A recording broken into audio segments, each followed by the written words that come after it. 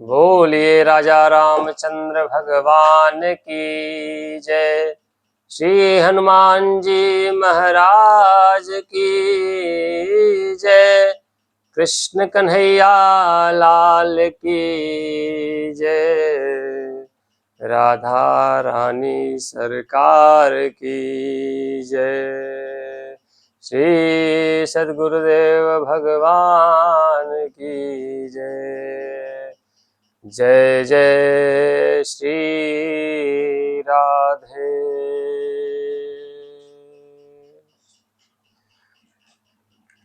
जीव के जीवन में एक बहुत ही गूढ़ प्रश्न है जिसको सब लोग समझ नहीं पाते हैं। मुझे लगता है कि 95% लोग उसको समझ नहीं पाते हैं कि उस प्रश्न का उत्तर क्या है।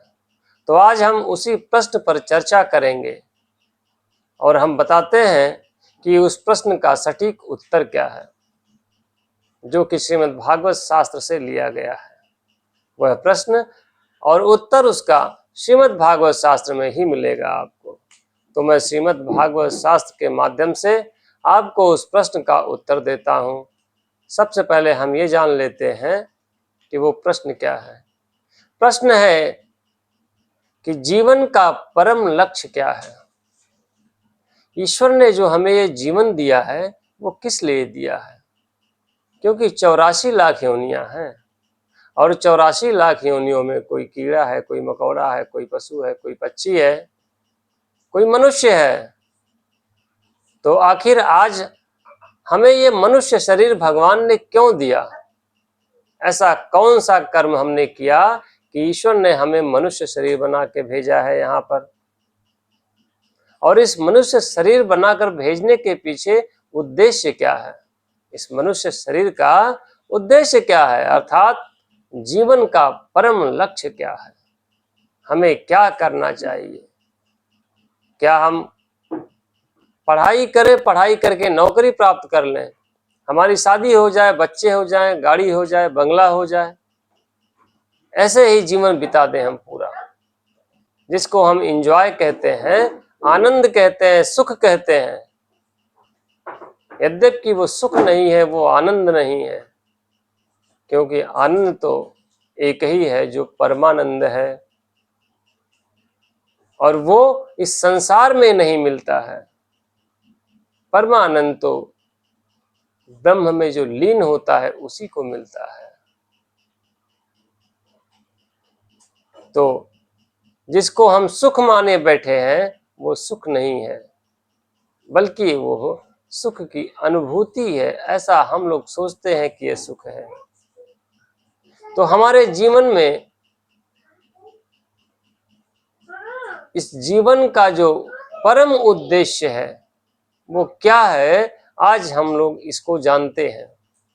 आइए हम लोग अपने विषय पर चलें कि जीवन का मुख्य लक्ष्य क्या, मुख्य उद्देश्य क्या है। तो जीवन का मुख्य उद्देश्य है जीवस्य तत्व जिज्ञासा नार्थो यस्येह कर्म भी। बहुत अधिक कर्म कर लेना, नौकरी कर लेना, बहुत अधिक धन कमा लेना, ये जीवन का उद्देश्य नहीं है। इसमें जीवन की सार्थकता नहीं है।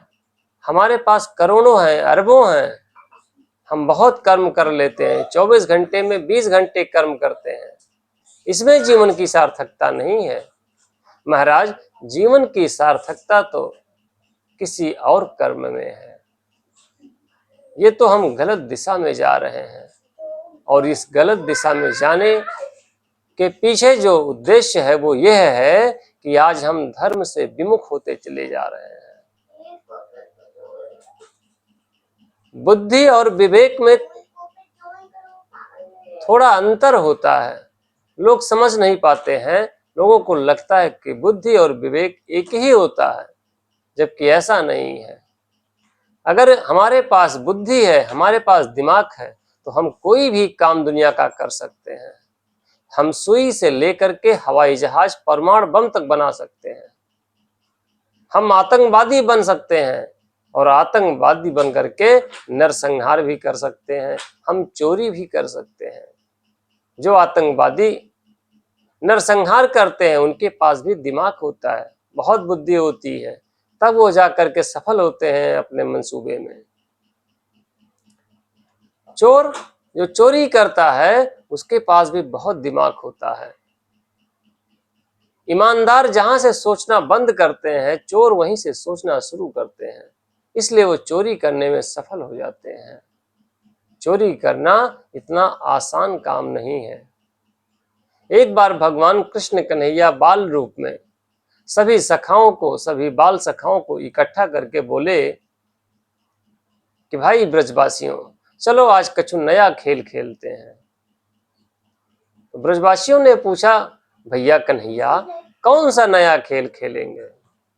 कन्हैया ने कहा, आज हम चोरी चोरी खेलेंगे।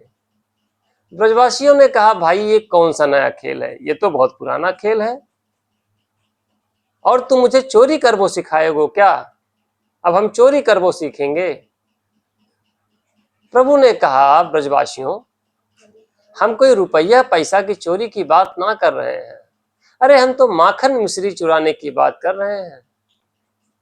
ब्रजवासियों ने कहा, भैया कन्हैया, तेरे घर में माखन मिश्री की कमी पड़ गई क्या, जो तू दूसरों के घरों में चोरी करके माखन मिश्री खाएगा? तो कन्हैया ने कहा, नहीं, ऐसा नहीं है। यह सुदामा को देखो, श्री दामा को देखो, मधुमंगल को देखो, सबरे 1.5 हड्डी के भय रहे हैं। भगवान ने पूछा, भाई श्रीदामा, भाई मधुमंगल, बताओ तुम सबरे 1.5 हड्डी को के क्यों होते चले जा रहे हो, क्या बात है? श्रीदामा और मधुमंगल ने एक स्वर में कहा, भैया कन्हैया, मेरे घर में माखन की कोई कमी ना है, प्रभु की कृपा से तो बहुत माखन होता है, किंतु मैया सारा माखन ले जाकर मथुरा में बेच आती है, और जो थोड़ा बहुत बच जाता है वही हमें खावे को मिल जाता है, इसीलिए हम सब दुबले पतले होते चले जा रहे हैं। भगवान ने कहा, भाई ब्रजवासियों, अब बताओ चोरी करवो है कि ना करवे है? सभी ब्रजवासियों ने एक स्वर में कहा, भैया कन्हैया, तेरी बात में तो दम है, हमें चोरी करनी चाहिए। चल बता, सबसे पहले किसके घर में चोरी करें? भगवान ने कहा कि पहले आज सब अपने अपने घर में चोरी करो, पकड़े भी गए तो घर की बात। तो उस दिन सभी ने अपने अपने घर में चोरी की। कछु सफल भय, कछु विफल भय, कछु पकड़े गए तो पिट भी गए, और अगले दिन सब इकट्ठा हुए। भगवान ने सबसे पूछा, भाई ब्रजवासियों बताओ, सबने चोरी करी कि नहीं करी? सब अपनी अपनी सुनावे लगे। कोई कह रहा कि हम सफल हुए, कोई कह रहा हम विफल हो गए, कोई कह रहा हम पिट के आए। भगवान ने कहा, भाई ब्रजवासियों, पकड़े तो हम भी गए, किंतु मैया को इधर उधर की बात पढ़ाकर और भाग आए। अरे चोरी करवे की ताई बुद्धि भी रखवी पड़े, ऐसे चोरी ना हो सके, बिना बुद्धि के चोरी भी ना हो सकती है। तो कहने का मतलब ये है कि अगर बुद्धि है तो आप चोरी भी कर सकते हैं, बिना बुद्धि के चोरी भी नहीं कर सकते। लेकिन यदि विवेक है तो विवेक क्या करता है कि आपको सही और गलत रास्ते को दिखाता है। क्या सही रास्ता है, क्या गलत रास्ता है, ये बताता है विवेक। हमें आतंकवादी अगर बनना है तो विवेक हमारा तुरंत मना कर देगा, ना ना, आतंकवादी बनना गलत काम है, इसमें नरसंहार होगा, हमें ये नहीं करना चाहिए।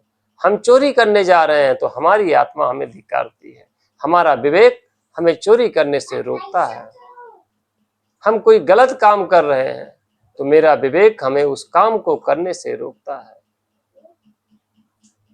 तो बुद्धि और विवेक में यही अंतर है कि बुद्धि हमें सब कुछ करना सिखाती है, लेकिन विवेक जो होता है वो हमें अच्छे कर्म करने के लिए ही प्रेरित करता है, बुरे कर्मों को करने से हमें रोकता है। हम बुरे कर्म नहीं करते हैं। और बुद्धि तो हमें आजकल की किताबों को पढ़ के आ जाती है। आज जो सरकार की शिक्षा नीति है, उस शिक्षा नीति के द्वारा हम बुद्धि तो प्राप्त कर सकते हैं, किंतु आप कितनी भी पढ़ाई कर लीजिए, बीएससी कर लीजिए, एमएससी कर लीजिए, बीटेक कर लीजिए, आप सिविल की तैयारी कर लीजिए, इंजीनियर हो जाइए, किंतु आपके पास विवेक आने वाला नहीं है। विवेक कब आएगा? विवेक आपको तभी आएगा जब आप सत्संगत करेंगे। क्योंकि बाबा तुलसीदास जी श्री रामचरितमानस में लिखते हैं, बिनु सत्संग विवेक न होई, राम कृपा बिनु सुलभ न सोई। बिना सत्संग के विवेक होने वाला नहीं है।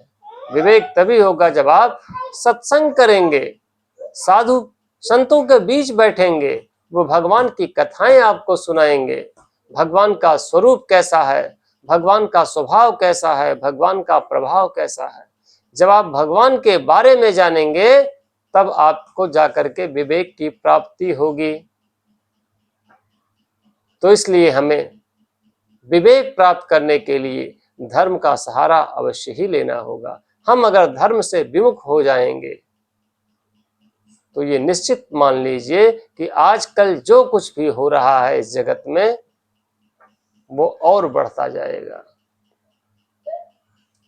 आज जितने कर्म हो रहे हैं, आज युद्ध हो रहा है, देश देश के बीच विश्व युद्ध हो रहा है, घरों में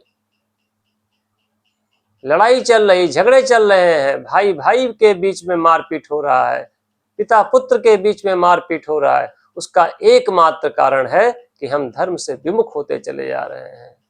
हमारा धर्म ही सिखाता है कि हमें क्या करना चाहिए, और हम जब तक धर्म नहीं सीखेंगे, धर्म से जुड़ेंगे नहीं, जब तक हम अपने धर्म शास्त्रों का अध्ययन नहीं करेंगे, तब तक हमें विवेक की प्राप्ति नहीं होगी। इसलिए हमें विवेक को प्राप्त करने के लिए सत्संग करना जरूरी है।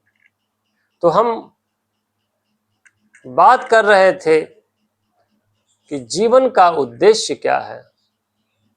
तो जीवन का उद्देश्य बहुत अधिक कर्म करना नहीं है, बल्कि भगवान की भक्ति करना ही जीवन का उद्देश्य है। उस परम तत्व को जानना ही, परम तत्व की जिज्ञासा करना ही जीवन का परम उद्देश्य है। तो महाराज अब प्रश्न उठता है कि वो परम तत्व क्या है जिसकी हमें जिज्ञासा करनी है। वदन्ति तत्तत्त्वविदस्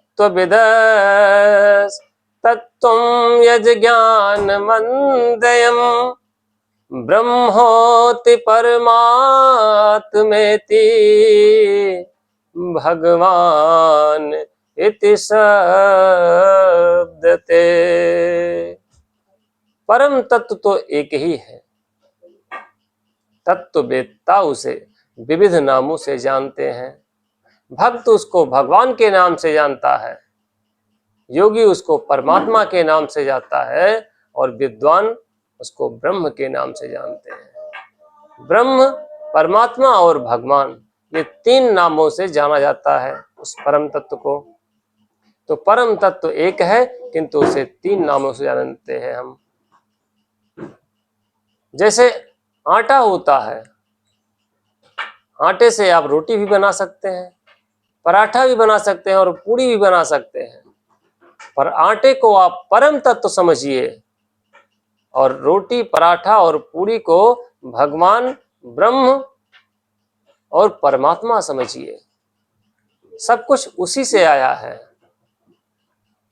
सोने की अंगूठी होती है, सोने का झुमका भी होता है, सोने की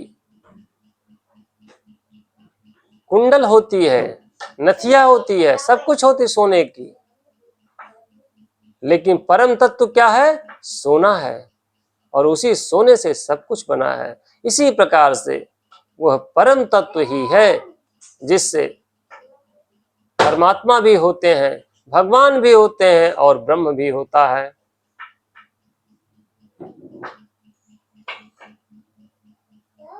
वही परम तत्व जब दिव्य रूप धारण करके हमारे बीच में आता है तो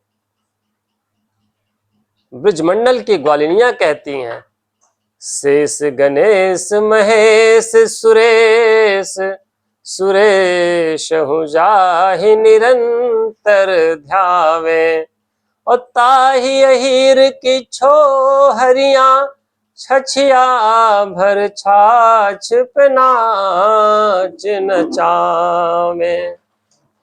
जब तक वह परम तत्व वैकुंठ में बैठा था तब तक किसी के भी ध्यान में नहीं आ रहा था। बड़े बड़े योगी, बड़े बड़े मुनि, बड़े बड़े संत महात्मा जीवन भर ध्यान लगाते रहे, लेकिन उसके ध्यान में वह परम तत्व नहीं आया। और वही परम तत्व जब कृष्ण कन्हैया के रूप में ब्रजमंडल में आया तो ब्रजमंडल की गोपियां कहती हैं कृष्ण से, कन्हैया एक बार अच्छे से ठुमका मारकर नाच कर दिखा दे तो तुझे ताजो ताजो माखन खवाऊंगी। तो वही परम तत्व आज ठुमक ठुमक कर नाच रहा है और ब्रजमाबाओं के मनोरथ को पूर्ण कर रहा है।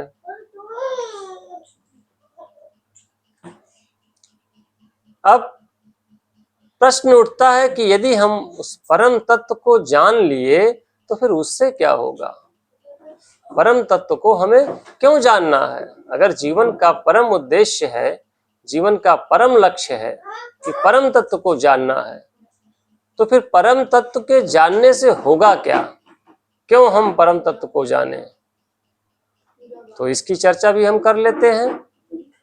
विद्यते हृदय ग्रंथि छिद्यन्ते सर्व संशया, क्षीयन्ते चास्य कर्माणि, दृष्टेवात्मनीश्वरे। जब हम उस परम तत्व को जान लेंगे तो उस परम तत्व के जानते ही हमारे हृदय की ग्रंथि टूट जाएगी। जो हमारे हृदय में अज्ञानता है वो सब समाप्त हो जाएगी, जो भ्रम है वो सब समाप्त हो जाएंगे, जितने भी बुद्धि में भय और संशय है वो सब समाप्त हो जाएंगे, और जो कर्म बंधन है हमारा, हम उससे मुक्त हो जाएंगे, हमारे सारे कर्म बंधन क्षीण हो जाएंगे। इसलिए हमें उस परम तत्व को जानना चाहिए। जीव के मोक्ष के दरवाजे में जो ताला लगा हुआ है, उसकी जो चाबी है वो केवल और केवल मनुष्य शरीर के द्वारा ही खुल सकती है, और किसी भी शरीर के द्वारा उसे नहीं खोला जा सकता। हमारा जो मन है वो भटकता रहता है, जैसे ताले में चाबी लगती है तो ताले की चाबी को अगर एक तरफ घुमा दिया तो ताला बंद हो गया और दूसरी